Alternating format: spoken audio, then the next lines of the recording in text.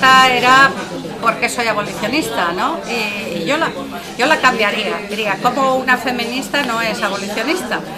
Porque realmente esta institución de la prostitución es la que pone más en evidencia el poder del patriarcado, que es anterior al propio capitalismo. Es decir, la explotación sexual de las mujeres es de mucho antes que el propio capital, porque estamos hablando de patriarcado y estamos hablando de hombres que abusan del cuerpo de las mujeres previo pago, y además representa el poder clarísimamente materializado en el cuerpo de la mujer. Es decir, que cualquier hombre en cualquier parte del mundo sabe que puede tener a su disposición un harén puesto a su disposición por otros hombres habitualmente, porque esto es un negocio de hombres, y cualquier persona, cualquier hombre, por muy poco dinero que tenga, tiene a su disposición el cuerpo de una mujer oprimida ya por el solo hecho de haber nacido mujer. Por lo tanto, la pregunta es esta, y clarísimamente, ¿se puede ser feminista y estar a favor de la prostitución? No.